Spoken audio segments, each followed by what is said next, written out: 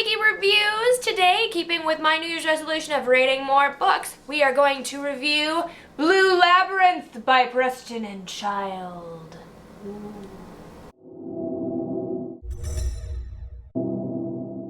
Alright, so I know in the last episode I said I didn't want this to be about spoilers, but this is kind of a unique situation.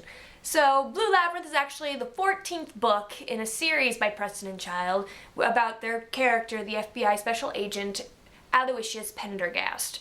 So, spoilers are going to happen if you haven't been keeping up with the series or if you haven't gotten through this book yet. I'm going to try to do my best to avoid the major spoilers for this book, but there are a few that are probably going to come out. So, I guess spoiler number one, which isn't really a spoiler because they do mention it in the synopsis of the book, Agent Pendergast, one of his most deadliest enemies, turns up on his doorstep dead. Now, if you haven't been following the series, you probably are like, I wonder what his deadliest enemy is. And if you have been following the series, there's only one person that pops to your mind right now, and that is his son, Albin Pendergast, who we discovered existed in one of the earlier books. I believe it was number 11 and 12 in the series. Anyways, he turns up dead on the doorstep, and right away I got a little kind of angry about this. Just because Albin hasn't really been a figurehead in any of the books except for the ones that he was introduced in, so he's not really his deadliest enemy if he's only had interactions with him a couple times, and only in a span of 2 books. So already I was kind of angry because Albin was a very interesting character. So yeah, they kill Albin right away. I feel mixed feelings about it when I first read it. I'm thinking, well, maybe further down we'll find out something interesting. I don't know. They usually have little twists in their stories. So Pendergast tries to find who killed his son, and at the same time there's a murder that happens at the museum, so of course we bring in one of the other staple characters of the series, police officer Vincent DaGosta, police detective Vincent DaGosta, who's a very fun character in and of itself, a local New Yorker, and his fresh bride, Laura Hayward, who has a very small part in this compared to Vincent, but that's fine. I prefer Vincent personally. Anyways, so they go through, Pendergast goes through all this stuff and he finds out that the reason his son was murdered was to get back at him, of course, because of a past evil family secret. Now that's one thing I have to bring up. Pendergast has a very, very colorful history. Preston Child has been very brilliant in writing this wonderful and strange and sometimes disturbing family history of the Pendergast name, which is what makes Pendergast such an interesting character because he has such a rich history, and that comes from New Orleans and New York, and it's one of those things where you get so involved in the history of the character that they make them so intriguing. I know a lot of people compare Pendergast to a modern-day Sherlock Holmes, and I think that's fine, and you can say that, but I personally feel like he has come into his own definition of a police investigator or a private investigator, what have you. So giving him the title of a modern-day Sherlock Holmes is a little extreme in my opinion. He is eccentric. He does have very high-profile tastes, as what is described when he's always drinking very high-class drinks and driving very fancy, rich, wealthy cars and all that. But that never bothered me. Anyways, I'm getting off topic. Let's go back to the story. So Pendergast goes to investigate his son's murder, and he finds this big plot that's been happening and that's been planned out for him. And he, in typical Pendergast fashion, he tries to stay several steps ahead. But of course, this enemy is very formidable and does eventually turn the tables on Pendergast in a very major way, which plays into the history of why he's being targeted. I don't want to get into too many details just because I think it's fun to explore it on your own, and the discovery of what the secret is very intriguing, very interesting. There are always very clever stories in the Preston Child series. I will have to say though that Constance Green, if you aren't familiar with the books, again this probably won't mean much to you, but Constance Green is Pendergast's ward. She has her own brilliantly written story, brilliantly crafted character, and is also kind of a little odd which is why she's perfect for Pendergast as a partner and as a ward and as kind of a conscience at some point. She kind of guides him down the correct paths occasionally. But I was very happy to see that she had a bigger part in this book. Usually she's just kind of, like I said, a conscience, someone to guide him down the correct path, give him assistance in his thoughts and all that, and to help him with research. But she actually played a pretty big role in this book, and it was very nice to see her actually getting out and doing things. But I have to, now that I've gotten all of that out of the way and all the brilliance of it, like, well written, beautiful story, great twists and turns, wonderful characters again. They know their characters, they love their characters, and they could write them all day and all around. But now I have to get to the part that really is starting to get under my skin about these particular series.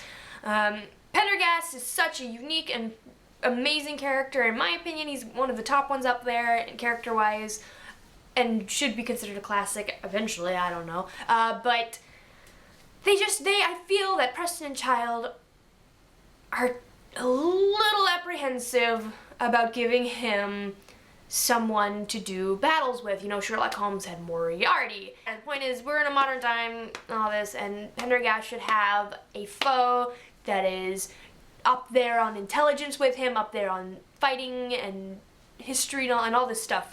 But they keep killing them off. They come up with these wonderful characters who are at equal with Pendergast and will create these wonderful cat and mouse chase games. But they always, I don't know if they panic, like, oh gosh, we can't go too far with this, we don't know if we can keep up this character as brilliantly as when we first introduced him, and they always kill them off, like Albin, dead. If you are familiar with their older books in the series, Pendergast had a brother called Diogenes Pendergast, who was up there in the intelligence with him, and the whole first half of these series, basically all the way through until Diogenes was killed, the whole purpose of Pendergast being in the FBI was to find his brother, because he knew his brother was evil, he knew his brother had plans, and he needed to find him, and the only way he could do that was being an FBI agent and getting all these, ins and outs he could use.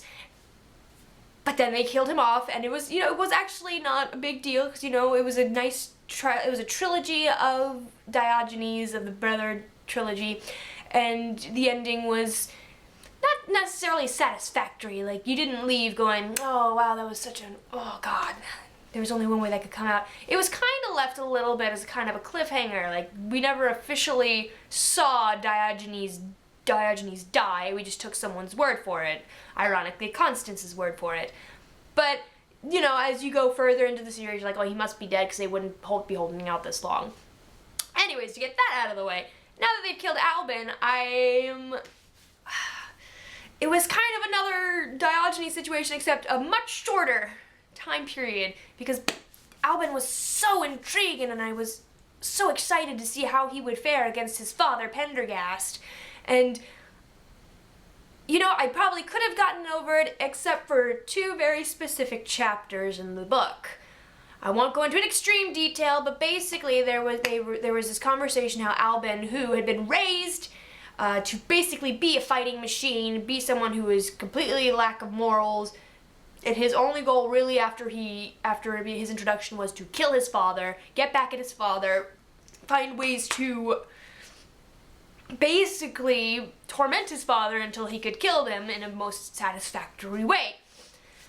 So there were these two chapters that came up in this book that basically rewrote Albin's personality in the span of, I guess, in the book's history, a couple months. But after meeting him, and when you first meet Albin and you hear about how he was raised, how he was trained, I have a very hard time believing that he could actually change that much. And even Pendergast in the book says, I don't believe it, it must have been a trick. And I'm like, yeah, I'm with you there, buddy. I believe that too. There's no frickin' way he could change his personality that quickly. But that wasn't necessarily what ticked me off. What ticked me off was that they told us he changed. Another character in the story was telling Pendergast Albin's story, and that meant that the authors were telling us the story instead of showing us the story. And if you have ever had a friend, or if you have ever taken a creative writing class, that is rule number 1. Show, don't tell. And this is why, because it's very frustrating having someone telling you what happened instead of just seeing it for yourself. Because it's basically telling your audience, like, I'm going to tell you this is what it is, and you're just going to have to believe me that this is what it is, and you're going to have to accept that this is what it is, because now I have said that this is what it is. Instead of saying, this is why it is. This is why he changed. It's just saying, he changed because of this, instead of, you know, going, well, he realized his character, he started feeling things he couldn't understand, da-da-da-da-da-da. You know, it's that whole thing of seeing it happen and understanding, like, yes, I understand why he felt that way. I understand why there was that big change. I can see why. But gosh darn it, if it is not frustrating having someone telling you and you just having to accept it. And maybe it's still not, maybe it's still up in the air. I don't know. From the conclusion of the book, I feel like it's pretty much cut and dry. That's how it is. Maybe they'll surprise me in the next one or in the next couple. I don't know. They're pretty good at throwing surprises in, but they haven't been doing it satisfactorily for me for quite a few books. Overall, the book is great, the story is great, the history of the Pendergast family and weaving that into the story is phenomenal as always. They're very good at that. They love these characters, they love their histories. You can tell they spent a long time plotting out Pendergast's family history specifically for these kinds of books. The main villain in this book is also very interesting. He is up there in skills with Pendergast, and he is very ruthless, as most villains tend to be. The discovery of the whole plot was just intriguing in and of itself, and all the different pieces coming together was wonderful. But just because of that one chapter in the book, and then the whole fact that they're too scared, I think, to keep these brilliant villains alive, to take on their wonderful character, I have to give this book a 7 out of 10. I want to give it more because, again, the writing is great, the stories are great, the characters are phenomenal.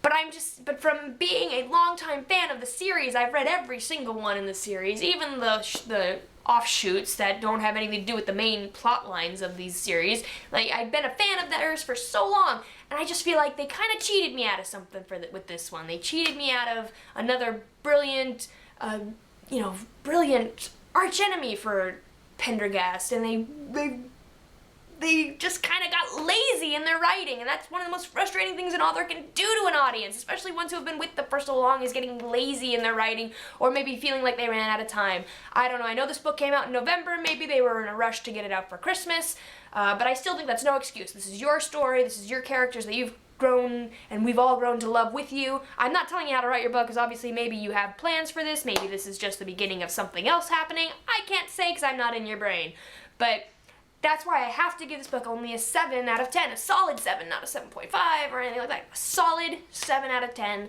just because of, like I said, Albin and his character development suddenly changing without them telling us, not showing it. So that is Blue Labyrinth by Preston Child. I still think you should check it out if you haven't been familiar with their characters or their series. They're great writers. It is 2 men writing it, so some people get a little frustrated with that. They're like, I can tell it's 2 different men writing. That doesn't bother me, you know? It's kind of like saying you watch a TV series, like, I can tell a different writer wrote this episode. Well, of course they did, because it's a lot to write a book, write a story, write a TV show. So that doesn't bother me as much. Some people can't get past that, and it ruins the experience for them. For me, it just kind of is how the books are. So check out Blue Labyrinth, Preston Child, 7 out of 10 from me, and I'll see you next time on Wiggy Reviews.